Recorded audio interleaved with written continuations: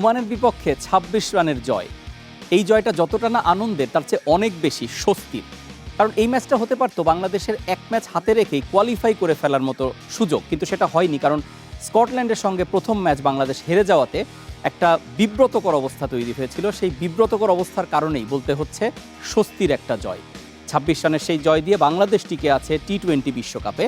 আমি রাকিবুল হাসান, সবাইকে স্বাগত জানাচ্ছি ফ্রি হিট অনুষ্ঠানে। আমাদের সঙ্গে আলোচনার জন্য প্রতিদিনই একজন করে অতিথি যোগ দেন আমাদের সঙ্গে। আজ আছেন বাংলাদেশের সাবেক ক্রিকেটার সানোয়ার হোসেন। তবে তার সঙ্গে আলোচনায় যাবার আগে আমরা একটু বাংলাদেশ যে ম্যাচটা জিতলো, একটা টেনশনের ম্যাচ, সেই ম্যাচের শেষে ম্যাচ সেরা ক্রিকেটার সাকিব আল হাসান কি বলেছিলেন সেই বিষয়ের রিপোর্টটি দেখব, তারপরে আলাপে যাব।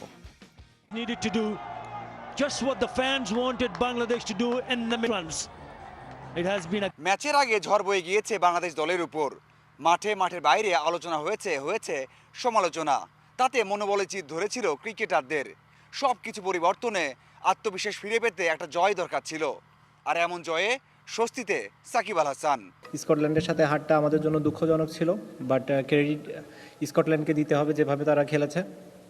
আর আজকেও মনে হয় ওমান খুবই ভালো ক্রিকেট খেলেছে, বা আমাদের অনেক হার্ডওয়ার্ক করতে হয়েছে আমাদের ম্যাচে কামব্যাক করার জন্য। বাট আমার মনে হয় এই জয়টা আমাদেরকে একটু হলেও স্বস্তি দেবে।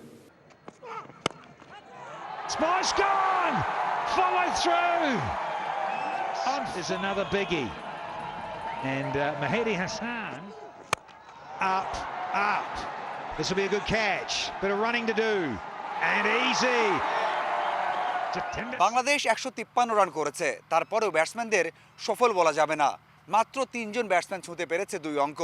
তাই তো পরের ম্যাচে ব্যাটসম্যানদের আরও বেশি দায়িত্বশীল হতে হবে, আর ফিল্ডিংয়ে আনতে হবে উন্নতি। তাহলে এখনও সম্ভব গ্রুপ পর্বে চ্যাম্পিয়ন হয়ে চূড়ান্ত পর্বে ওঠা, বলছেন সাকিব আল হাসান। পরে পাওয়ার প্লেতে আমরা ১৫ রান যদি ইমপ্রুভ করতে পারি এবং লাস্টের দিকে যদি আমরা 10টা রান ইমপ্রুভ করতে পারি, তাহলে কিন্তু 25টা রান করা সম্ভব, যেটা আমরা খুবই ক্যাপেবল মনে হয়। সো এই দুই জায়গাটা যদি আমরা একটু ইমপ্রুভ করতে পারি, আমার মনে হয় যে আমাদের দল যদি 170 করতে পারে, যে কোনো দলের এগেনস্টে আমাদের যে বোলিং অ্যাটাক আছে আমরা ফাইট করতে অ্যাটলিস্ট পারবো। Is that another catch? Should be taken by Mahmudullah. So Shakib.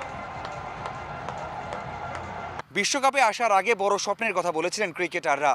প্রথম রাউন্ডে এত বড় চ্যালেঞ্জের মুখে পড়ার পর সেই স্বপ্ন কি এখনও আছে, নাকি খানিকটা ধূসর হয়েছে? সাকিব আল হাসান আত্মবিশ্বাসী, বলছেন এখনও সম্ভব বিশ্বকাপ থেকে বড় সাফল্য অর্জন করা। Mazharul Islam, independent news, Mascot, Oman. খেলাটা টেস্ট, ওয়ানডে কিংবা টি-20 যে ফরম্যাটেই হোক না কেন, বাংলাদেশের ম্যাচ জেতার একটা বড় শর্ত হয়ে আছে সাকিব আল হাসানের পারফর্ম করা, এবং এরকম একটা চাপের মুহূর্তে সেটাই করলেন সাকিব। যেটা হচ্ছে, সানোয়ার ভাই আপনাকে তো আমরা আমন্ত্রণ জানিয়েই ফেলেছি। বাংলাদেশ এরকম একটা অস্বস্তিকর অবস্থায় যে পড়েছিল, সেখান থেকে বের হওয়ার ক্ষেত্রে মানে সাকিব আল হাসান বা এরকম সিনিয়রদের আর কতদিন, মানে তাদেরকেই খালি দায়িত্ব পালন করতে হবে? আসলে কালকে যে ম্যাচটা ছিল আমরা জানি অসম্ভব প্রেশারের একটা ম্যাচ ছিল, নট অনলি প্লেয়ারদের জন্য, ম্যানেজমেন্টের জন্য, সাপোর্টারদের জন্য, সবার জন্য, মিডিয়া সবার জন্য একটা প্রেশার ম্যাচ বাংলাদেশের ওয়ার্ল্ড কাপে টিকে থাকার জন্য। এখান থেকে সাকিব যে রোলটা প্লে করেছে, ডেফিনেটলি এটা এক্সট্রাঅর্ডিনারি সবসময় করে আসছে, করছে। তবে এই জিনিসটা একটা অ্যালার্মিং। বাংলাদেশ এত বছর ক্রিকেটেও কিন্তু বাংলাদেশ আরেকটা সাকিবের রিপ্লেসমেন্ট, কাছাকাছি কোনো প্লেয়ার কিন্তু তৈরি করতে পারেনি। এখনও আমরা কিন্তু মিস করি তামিমকে মিস করি ডেফিনেটলি। তামিমের মতো ক্লাস প্লেয়ার, তামিমের মতো আমাদের number 1 one day captain, definitely miss করব। কিন্তু এই মিসটা এই ওমান বা স্কটল্যান্ডের এগেনস্টে আমাদের পারফরমেন্সে এত বড় এফেক্ট করবে, এটা আসলে আমরা চিন্তা করতে পারিনি। এটাই কালকের ম্যাচটা যদি সরাসরি স্কোরের দিকে চলে যায়, বাংলাদেশের কিন্তু একটা সময় সুযোগ ছিল 170 এর উপরে বা 80-র দিকেও নিয়ে যাওয়ার। আপনি যদি শেষ 5 ওভারের ব্যাটিং দেখেন, সেখানে রান হয়েছে মাত্র 41, এবং আমরা 6টা উইকেট হারিয়েছি ওখানে। এরকম তো হবার কোনো কারণ ছিল না, আরও যখন প্রতিপক্ষ ওমান। দেখেন, আমার মনে হয় প্ল্যানিংটা একটু আমরা প্রপারলি এক্সিকিউট করতে পারিনি। প্ল্যানিংটা মিনস আমি বলতে চাচ্ছি যে আমাদের টি-20 ফরম্যাটে আমরা জানি আমরা একটা প্রেশারে আছি, খুব একটা ব্যাটসম্যানরা ভালো শেপে নেই। তারপরেও টি-20 ফরম্যাটে কিন্তু পাওয়ার প্লেটা আপনি ইউটিলাইজ করতেই হবে। পাওয়ার প্লেটা খালি রান করলেই হবে না, এখানে আপনি উইকেট টিকে থাকলেন, রান করলেন, রান রেটটাও চিন্তা করতে হবে। ওইখানে আমরা ফেল করেছি। তারপরে সাকিব হয়তো একটা ইনিংস যেটা হয়তো সাকিবকে মোমেন্টামটা চেঞ্জ করেছে। এট দ্য এন্ড যাদের মানে আমাদের যে প্ল্যানিংটা ছিল আমরা হয়তো চিন্তা করেছি 180 190 এরকম রান করব, যেই কারণে হয়তো ব্যাটিংয়ে অতিরিক্ত সফল করে ফেলেছি। ওই জায়গায় যদি আমরা চিন্তা করতাম 165 170, তাহলে হয়তো বা আমরা এর কাছাকাছি রিচ করতে পারতাম, যেটা অ্যাট দ্য এন্ড ওইটা হয় নাই। আমাদের হয়তো এত শাফলিং, এত চিন্তাভাবনা, বেশি চিন্তাভাবনা করে ফেলেছি, যে কারণে আমরা 153তে আটকে গিয়েছি। তারপরে যখন 150তে আটকে গেলাম, তারপরে বোলারদের কাছ থেকে যেটা প্রত্যাশিত ছিল সেটা কিন্তু প্রথম ম্যাচেও বোলাররা ভালো করেছে, এই ম্যাচেও ভালো করেছে, বিশেষ করে স্পিনারদের কথা বলতে হবে। আপনি কি আমার সঙ্গে একমত হবেন যে অন্য man of the match Shakib, সবচেয়ে বেশি রান করেছে নাইম, কিন্তু ম্যাচের সবচাইতে কি ফ্যাক্টর হচ্ছে শেখ মাহাদির বোলিং? আপনি দেখেন যেই সময়টায় শেখ মাহাদি বোলিং করতে আসছে তখন কিন্তু আমাদের অলরেডি বোলার মুস্তাফিজ, আমাদের মেইন বোলার, ও কিন্তু বেশ কিছু ওয়াইড দিয়েছে, খুব একটা ভালো বোলিং করে না, একটা উইকেট পেয়েছে, ব্রেক থ্রু দিয়েছে, কিন্তু ওভারঅল কিন্তু ভালো শেপে ছিল না। সেম ওইটা তাসকিনও এক্সপেন্সিভ ছিল। ওই জায়গাটা ও যখন আসলো ওই টাইমটা যে একটা শেপে ছিল ওমান ব্যাটিং লাইন আপটা, ওই সময় যদি ও সাকসেস হতে না পারতো তাহলে কিন্তু টোটাল এফেক্টটা কিন্তু টোটাল দলের উপর পড়তো এবং আমাদের ম্যাচটা জেতা একটা ডিফিকাল্ট হয়ে যেতে পারতো। অসাধারণ বোলিং করেছে এবং এত ইয়াং ক্রিকেটার এই প্রেশার সিচুয়েশনে এক্সট্রাঅর্ডিনারি বোলিং করেছে, আগের ম্যাচেও ভালো বোলিং করেছে এবং সেম ওইতে সাইফুদ্দিন ওইবার একটা কন্ট্রিবিউশন, অসাধারণ কন্ট্রিবিউশন করেছে। এদের দুজন কন্ট্রিবিউশনটা মনে হয় মেজর রোল প্লে করেছে আমাদের জেতার ক্ষেত্রে। একদম যদি বোলিং ফিগার ধরে বলা হয় 4 ওভারে 14 রান 1 উইকেট, এটা টি-20 কনটেক্সটে মানে আউটস্ট্যান্ডিং বলতে হবে। অবশ্যই, কারণ 4 ওভারে 16 রান, সেম ওয়েতে সাইফুদ্দিনের বোলিং দুই আপনি 8 ওভার যদি বাদ দিয়ে দেন স্বাভাবিকভাবে তখন বাকি থাকে 12 ওভার। টি-20 ফরম্যাটে 2-3টা বোলার যদি এরকম ইকোনমি বোলিং করে ফেলে তখন অপোনেন্টের জন্য ভেরি ডিফিকাল্ট হয়ে যায়। সেম ওয়েতে অ্যাডভান্টেজটা তখন পায় হলো অপোনেন্ট বোলাররা, তখন ওরা এত ইকোনমি টাইট থাকার কারণেই কিন্তু মুস্তাফিজকে অ্যাটাক করতে হয়েছে, সাকিবকে অ্যাটাক করতে হয়েছে, স্বাভাবিকভাবে উইকেটগুলি তখন ওরা পেয়েছে। আচ্ছা, ব্যাটিং অর্ডার যে এলোমেলোর কথা বলেন, এটা কি জাস্ট ডিউ টু প্রেশার নাকি আসলে হলোটা কি? আমরা কালকে মুশফিককে 8 নম্বরে দেখেছি, মাহাদিকে 3-এ পাঠানো হলো, এরপরে আফিফ, সোহান তারাও ব্যর্থ হয়েছেন কালকে, তাদেরকে আগে পাঠানো হলো, মানে সব কিছু আসলেই ব্যাটিং অর্ডারটা বেশ এলোমেলো ছিল।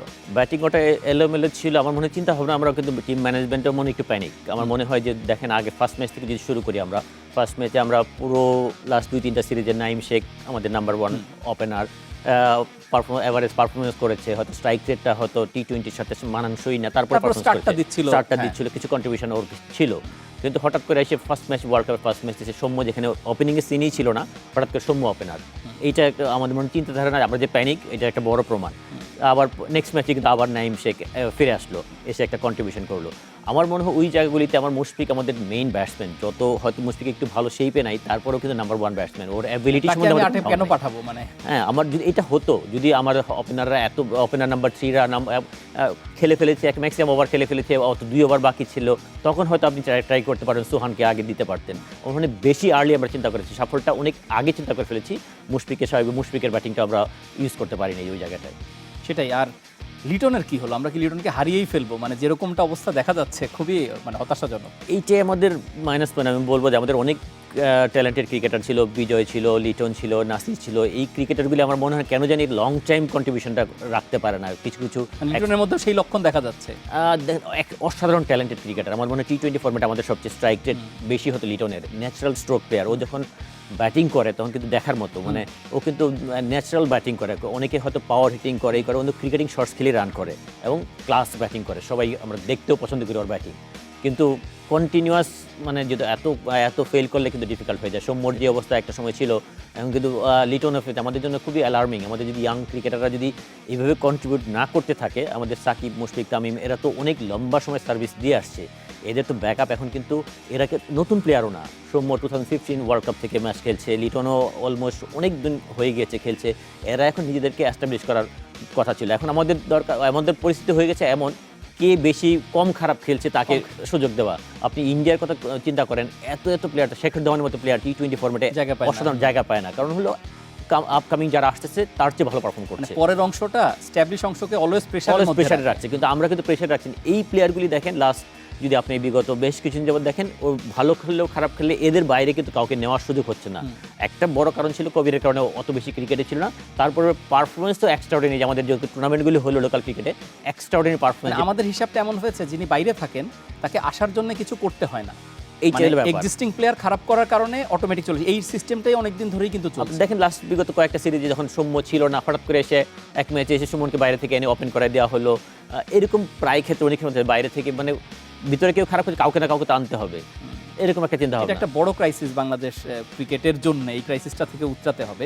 আমরা কালকের ম্যাচটা বাংলাদেশ জিতেছে শেষ পর্যন্ত খুব কমফোর্টেবলি, বিশেষ করে একদম শেষ দিকে যে ওমান বেশি এলোমেলো হয়ে গিয়েছিল, 26 রানের জয়, পরিষ্কার জয়। কিন্তু যখন যতীন্দর উইকেটে ছিলেন, there is a big tension at that moment. আমার মনে হয় যে ও যতক্ষণ ছিল সবাই প্রেশার ছিল। আমাদের সাকিবের মতো বোলার দেখেন, ও দেখুন ওয়ার্ল্ড ক্লাস বোলার, যে কোনো ফরম্যাটে যে কোনো উইকেটেও কিন্তু অসাধারণ পারফর্মার, এবং প্রেশার হ্যান্ডেল করার মতো ওর মতো এক্সপিরিয়েন্স কেউই নেই।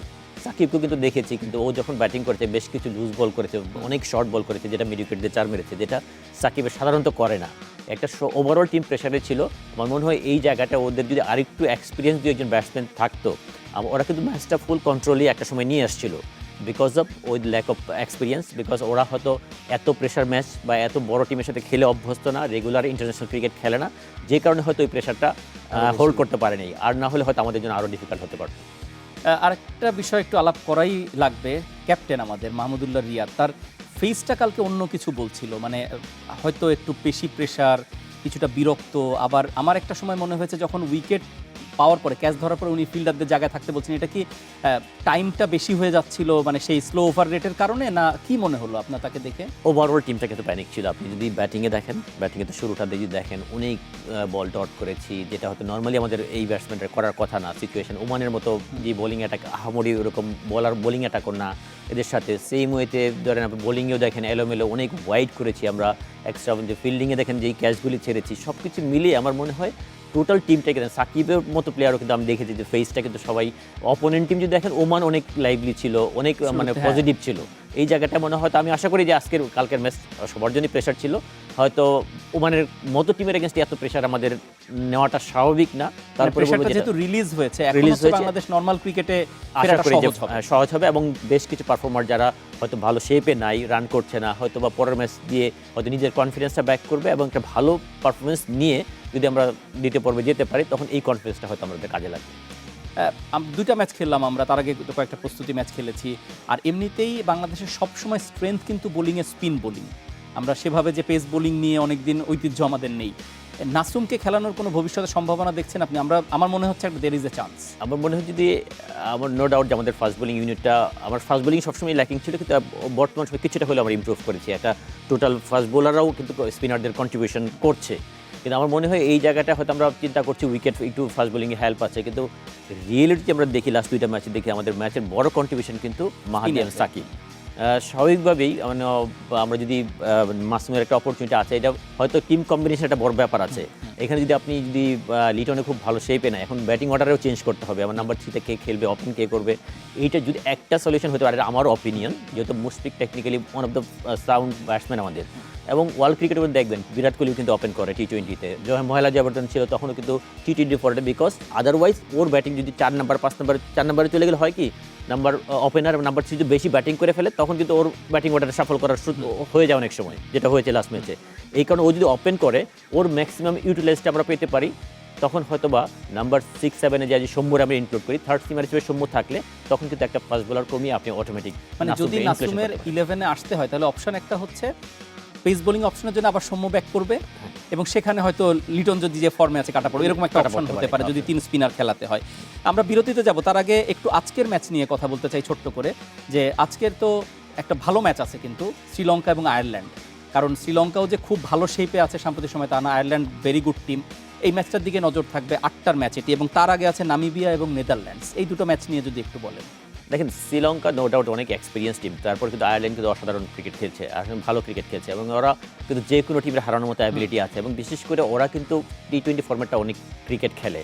আমাদের বাংলাদেশ কিন্তু আমরা T20 ফর্মেট হয়তো BPL ছাড়া খুব বেশি ক্রিকেট হয় না, কিন্তু ওরা কিন্তু অনেক বেশি ক্রিকেট খেলে, এবং ওদের বেশ কিছু পাওয়ার হিটার আছে, ট্রু প্রফেশনাল, এবং অনেক বেশি পাওয়ার হিটার আছে যারা কিন্তু ম্যাচ চেঞ্জ করার অ্যাবিলিটি আছে। শ্রীলঙ্কা টিমটাও কিন্তু আমাদের মতোই খুব একটা ভালো শেপে নেই, তাও এখানে একটা ভালো ম্যাচ হওয়ার সুযোগ আছে এখানে। আর নামিবিয়া নেদারল্যান্ডস ওপেন ম্যাচ, এটা হয়তো বা নেদারল্যান্ড একটু ভালো অ্যাডভান্টেজ থাকবে নেদারল্যান্ড, তবে নামিবিয়াও এটা ভালো, এখানেও হয়তো খুব একটা যে কোনো কিছু হতে পারে। আমরা কথা বলছি বাংলাদেশের ওমানকে হারানোর ম্যাচটি নিয়ে, এবং আজকে যে ম্যাচ আছে সেটি আমাদের জন্য অবশ্য খুব গুরুত্বপূর্ণ না, তারপরও আমরা সেটা নিয়েও কথা বলছি। শ্রীলঙ্কা এবং আয়ারল্যান্ড একটা ভালো ম্যাচ আছে, তবে ওমানকে যে বাংলাদেশ হারিয়েছে এবং সেই হারানোর মাধ্যমে টুর্নামেন্টে টিকে আছে, এই বিষয়গুলো নিয়েই ইন্ডিপেন্ডেন্ট টেলিভিশনের সিনিয়র রিপোর্টার মাজহারুল ইসলাম, তিনি আছেন ওমানে, তিনি আমাদেরকে সবশেষ কিছু খবরাখবর জানিয়েছেন, আমরা সেটা একটু দেখতে চাই। স্বস্তির জয় এসেছে এবং সেই জয়ে অবশ্যই বাংলাদেশ দল টিকে রয়েছে। সাথে হচ্ছে বলতে হয় এখন যে ভালোভাবেই টিকে রয়েছে। শেষ ম্যাচটা যদি বাংলাদেশ দল একটা বড় ব্যবধানে জিততে পারে তাহলে অবশ্যই বাংলাদেশ দল কোয়ালিফাই করবে এবং গ্রুপ চ্যাম্পিয়ন হয়ে কোয়ালিফাই করার সুযোগ রয়েছে। সেখানে পাপুয়া নিউগিনিকে বড় ব্যবধানে হারাতে হবে, অন্যদিকে স্কটল্যান্ড এবং ওমান ম্যাচের দিকে চোখ রাখতে হবে। সেখানে যদি ম্যাচটা অনেক ক্লোজ হয় এবং ওমান যদি হেরে যায় তাহলে কিন্তু বাংলাদেশ দল শিওরলি কোয়ালিফাই করবে। অনেক বিষয় রয়েছে সেখানে। তার আগে বাংলাদেশ দলকে অবশ্যই তাদের কাজটা করতে হবে, একটা জয় পেতে হবে। সেখানে ইকুয়েশনটা দেখে, পয়েন্ট টেবিলটা দেখে বড় ব্যবধানে জিতলে তো নিশ্চিতভাবেই বাংলাদেশ দল কোয়ালিফাই করবে। তারপরেও জয়ের পর যদি বাংলাদেশ দল খুব ন্যারোভাবে জেতে তারপরেও সুযোগ থাকবে যদি ওমান হেরে যায় অথবা ওমান এবং স্কটল্যান্ডের ম্যাচটা ক্লোজ হয়। সেই বিষয়গুলো থাকছে, তো বাংলাদেশ দল সেই সব নিয়ে ভাবছে না। বাংলাদেশ দলের ভাবনাটাই হচ্ছে নিজেদের নিয়ে, এবং যে বিষয়গুলো ভুল হচ্ছে, ব্যাটসম্যানরা আবারও ব্যর্থ হয়েছেন, মাত্র 3 জন ছাড়া 2 অঙ্ক ছুঁতে পারেননি, কোনো টিম কম্বিনেশনটা হয়নি, সেই বিষয়গুলো মাথায় রাখতে হবে। এবং বোলিংয়ে আমরা দেখেছি কিছু জায়গায় বাংলাদেশ দল অনেক এক্সট্রা কনসিড করেছেন, এবং এছাড়াও ফিল্ডিংয়ে অনেক মিস হয়েছে। ব্যাটিং, বোলিং, ফিল্ডিংয়ে সেই ভুলগুলো এখনও থেকে গেছে। সেই ভুলগুলো অবশ্যই বাংলাদেশ দলকে কমাতে হবে, না হলে খুবই ভালো হয়। পাপুয়া নিউগিনির বিপক্ষে হয়তোবা খুব বড় একটা টেনশন থাকছে না, বা বাংলাদেশ দল তাদের বিপক্ষে হারবে এরকম রিস্ক তো হয়তো খুব একটা থাকছে না, কারণ তারা একেবারে নবীন টিম। তারপরে বাংলাদেশ দলকে কোনোভাবেই কোনো দলকে হালকাভাবে নেওয়ার সুযোগ নেই এখন, কারণ বাংলাদেশ দলের টিম কম্বিনেশনটা এখনও সেভাবে গড়ে ওঠেনি। যদি পরে ম্যাচটা জিতে এবং অন্যদিকে ওমান এবং স্কটল্যান্ডের ম্যাচের দিকে ফল যদি বাংলাদেশের পক্ষে আসে, চূড়ান্ত পর্বে ওঠে, তারপরে বাংলাদেশ দলকে অবশ্যই অনেক বেশি সিরিয়াসলি খেলতে হবে। এবং সেই সিরিয়াস খেলার জন্য বাংলাদেশ দলকে কোয়ালিফাই করা, পাপুয়া নিউগিনির বিপক্ষে বড় একটা জয়, দলীয় কম্বিনেশনের জয়টা খুবই দরকার। তাহলে কিন্তু বাংলাদেশ দল অবশ্যই ভালো একটা কনফিডেন্স নিয়ে চূড়ান্ত পর্বে যেতে পারবে। সানোয়ার ভাই, মাঝারও যেগুলো বলছিল এবং তার পাশাপাশি এখন বাংলাদেশের যে হিসাব নিকাশটা দাঁড়িয়েছে সেখানে কিছু রান রেটের হিসাব আছে, বাংলাদেশের পাপুয়া নিউগিনির সঙ্গে সামনে ম্যাচ, সব মিলিয়ে যে স্ট্যাটাসে দাঁড়িয়ে আছে এখন, রান রেটটা বাংলাদেশের জন্য মনে হচ্ছে ফ্যাক্টর হবে না, শুধু জিতলেই হবে, রান রেটের হিসাবটা তাই বলছে। কি মনে হয় পাপুয়া নিউগিনির ম্যাচে চ্যালেঞ্জ কি থাকবে? না দেখেন, বাংলাদেশের পাপুয়া নিউগিনি আমার মনে হয় যে ওভারঅল যদি, যেহেতু ওমান কিন্তু রান রেটটা বাড়িয়েছে কিন্তু পাপুয়া নিউগিনির সাথে প্রথম ম্যাচটা দিয়ে 10 উইকেটে জিতেছে, আর্লি জিতেছে। আমার মনে হয় যে বাংলাদেশের জন্য এখন বড় চ্যালেঞ্জ থাকবে। আমি শিওর যে বাংলাদেশ রান রেট ওভারকাম করবে। বড় চ্যালেঞ্জ হল বাংলাদেশের প্লেয়াররা যে কনফিডেন্স যে ল্যাকিং আছে, বিশেষ করে ব্যাটসম্যানদের যে গ্যাপগুলি আছে, বড় রান করেন এই টপ অর্ডারে, আমার এই জায়গাগুলি কনফিডেন্টলি রান করে বড় রান করবে, কনফিডেন্টলি ব্যাটিং করবে, ওই কনফিডেন্স নিয়ে সেকেন্ড রাউন্ডে যাবে। পাপুয়া নিউগিনি প্রথম ম্যাচে যতটা হতাশ করেছিল, আপনি যদি গতকালের ম্যাচ আবার খেয়াল করেন, 165 জবাবে 148, মানে এক ধরনের ক্লোজই করে ফেলেছিল একটা সময় যে বেশ কিছু মানে নাম্বার 6 নাম্বার 7 ব্যাটসম্যান খুব একটা ভালো ব্যাটিং করেছে, ওই পার্টনারশিপটা খুব অ্যাটাকিং ক্রিকেট খেলেছে। একটা সময় কিন্তু স্কটল্যান্ডকে ভালোই একটা প্রেশারে ফেলেছিল আমার মনে হয়। তবে হ্যাঁ, এই টিমগুলো অত বেশি এক্সপিরিয়েন্স না আমাদের মতো টিমের সাথে। আমার টিমটাও কনফিডেন্স ব্যাক করেছে, আমাদের যে বোলিং ইউনিট। আমার মনে হয় যে অত বেশি এফেক্টিভ কিছু হবে না আমাদের এগেনস্টে।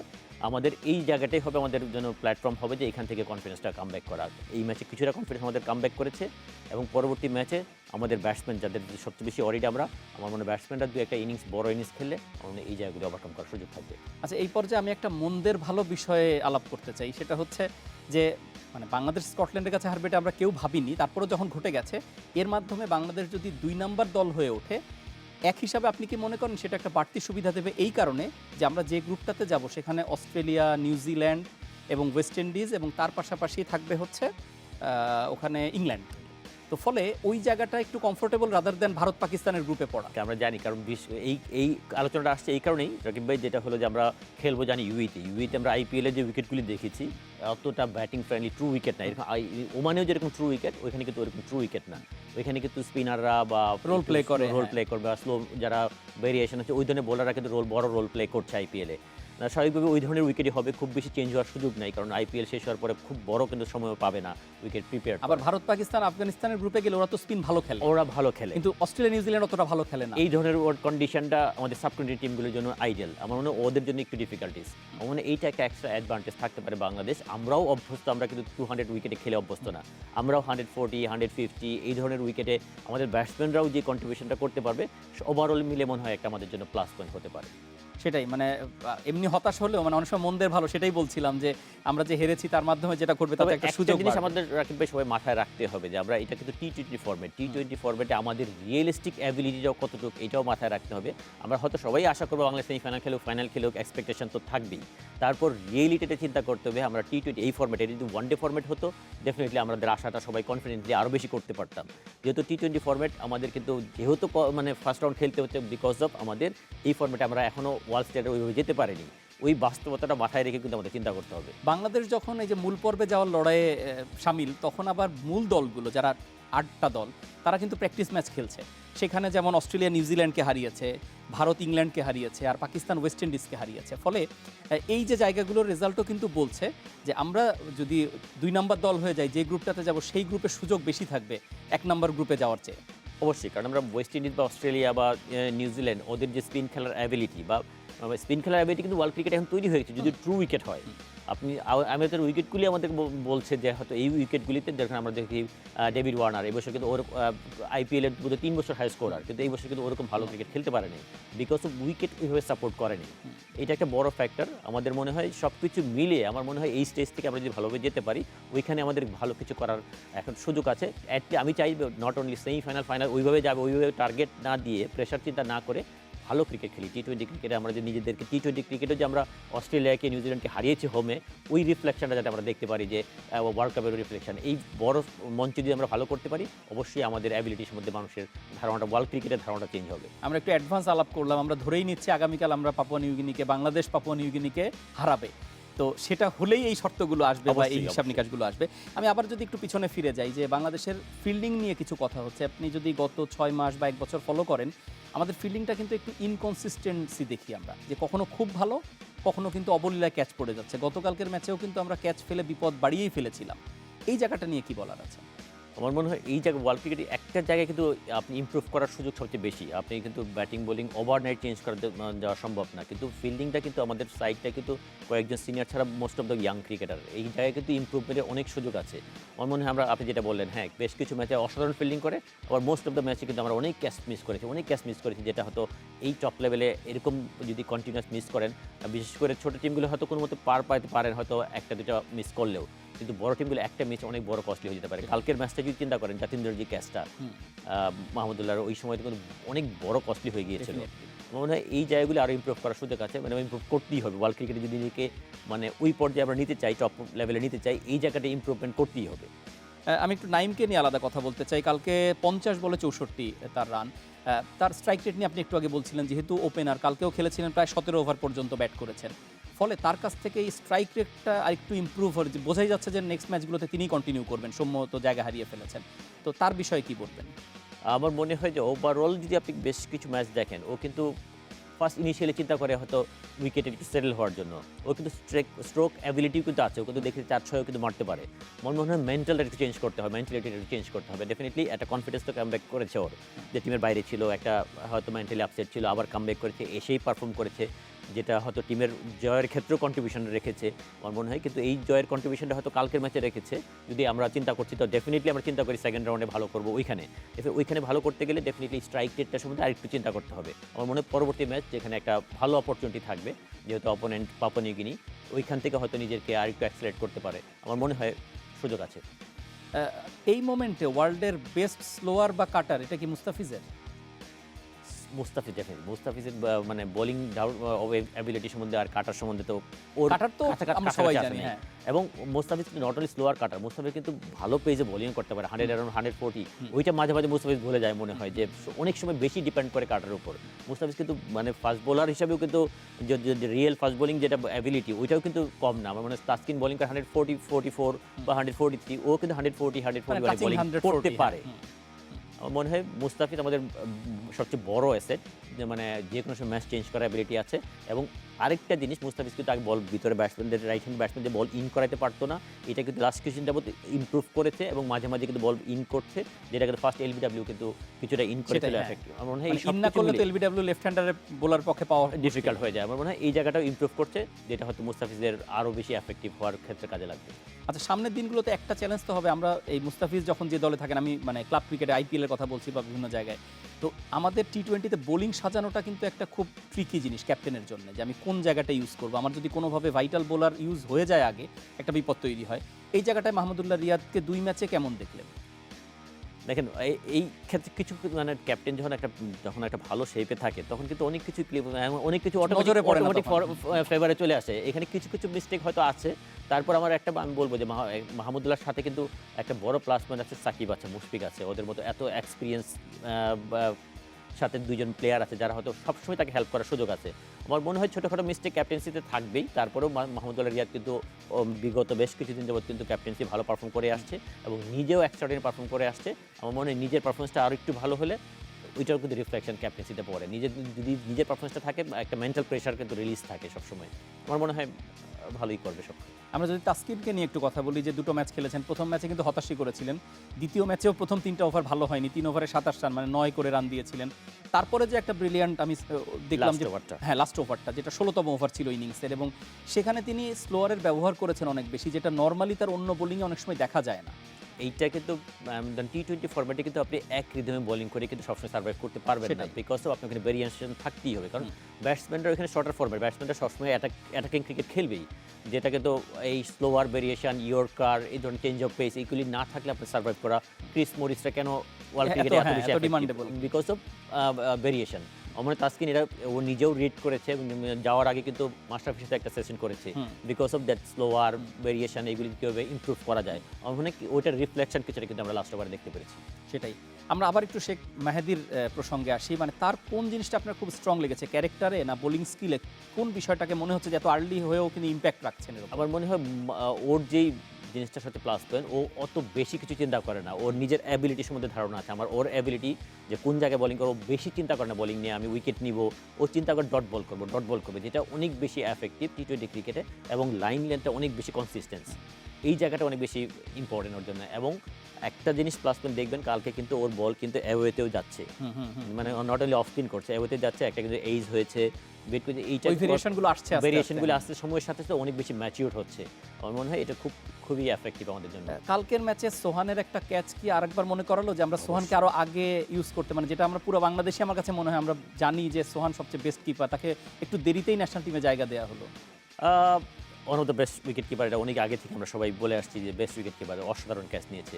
ডেফিনেটলি ওর এই কিপিং অ্যাবিলিটি সম্বন্ধে সবারই একটা জানা সবাই আছে। তবে হ্যাঁ, ওইটাও মানতে হবে, মুশফিক এত বছর সার্ভিস দিয়েছে, ওর কন্ট্রিবিউশনটা বলে দিতে হবে না। একটা সময় কিন্তু মুশফিকও কিন্তু এভাবেই কিন্তু পাইলটের কাছ থেকে নিয়েছিল, পাইলটদের কিন্তু তখন এক্সট্রাঅর্ডিনারি কিপারই ছিল। সময়ের সাথে তো এরকম চেঞ্জ আসবে, কিছু হয়তো 1 বছর আগে হতে পারতো, 2 বছর আগে হতে পারতো, তবে এখন এসেছে, কন্ট্রিবিউশন করবে লম্বা সময়, বয়সও কম, ফিটনেস ভালো। আমরা আশা করি ওর কাছ থেকে লম্বা সময় আমরা সার্ভিসটা পাবো। আমরা অনুষ্ঠানের একেবারেই শেষ দিকে, আমরা আগামীকালের ম্যাচের বিষয়ে কথা বলে শেষ করব। পাপুয়া নিউ গিনি, দিন শেষে আপনার কাছে কি মনে হয় যে এই ম্যাচটাও তো এক হিসাবে বাংলাদেশের জন্য চাপেরই ম্যাচ, কারণ ওই ম্যাচও যদি কোনো পা হড়কায় তাহলেও কিন্তু সব এলোমেলো, এই যে এত পজিটিভ আলাপ সব শেষ হয়ে যাবে। ওই জায়গাটায় কি মনে হচ্ছে, বাংলাদেশ কি তার নার্ভটা ধরে রাখতে পারবে এবং একটা কমফোর্টেবল উইন দিয়ে জায়গা করতে পারবে? কি মনে হচ্ছে আপনার? অবশ্যই বাংলাদেশ এখন চিন্তা করতে তার প্রসেসটা, বাংলাদেশ এখন পাপুয়া নিউ গিনি চিন্তা করার দরকার নেই, পাপুয়া নিউ গিনির সম্বন্ধে আমাদের প্রেশার নেওয়ার কোনো কারণও নেই। এবং ওভারঅল বাংলাদেশ যে ওয়েতে কামব্যাক করেছে, আমার মনে হয় যে প্রসেসগুলি ঠিক করতে হবে। কিছু প্রসেসে আমরা বোলারদের বলেন কিছু এলোমেলো বোলিং হয়েছে, ব্যাটসম্যানদের একটু নার্ভাসনেস ছিল, স্ট্রাইক রেট মেনটেন করতে পারে নাই, এই জায়গাগুলি আমাদের ওভারকাম করার চিন্তা করতে হবে। Even slog over batting, early batting, slog over bowling, first ম্যাচে স্লগ ওভারে ভালো বোলিং করতে পারে নাই, এই জায়গাগুলি আমার মনে হয় প্রসেসটা ঠিক করার জন্য এটা মনে হয় আইডিয়াল একটা প্ল্যাটফর্ম হতে পারে বাংলাদেশের জন্য। সানোয়ার হোসেন, আপনাকে অসংখ্য ধন্যবাদ আমাদের সঙ্গে যোগ দেওয়ার জন্য। ধন্যবাদ আপনাকে। দর্শক, এই ছিল ফ্রি হিটের আজকের আয়োজন। আমরা যেমনটা গতদিন জানিয়েছিলাম যে বাংলাদেশ ওমানকে হারিয়ে একটা হাসি মুখে ফিরে আসবে বিশ্বকাপে, সেটা হয়েছে। এখন সামনে পাপুয়া নিউ গিনি, যেটা নিয়ে আমরা আশাবাদী যে সেই ম্যাচ জিতে বাংলাদেশ মূল পর্বে চলে যাবে এবং তারপর টি-20 ওয়ার্ল্ড কাপ বাংলাদেশের জন্য শেষ পর্যন্ত, আমরা যেটা সবাই চাই যে বাংলাদেশ সেমিফাইনাল পর্যন্ত যাবে, সেরকম একটা সম্ভাবনা তৈরি করবে। সেই আশা রেখে আজকের অনুষ্ঠান শেষ করছি। ধন্যবাদ সবাইকে।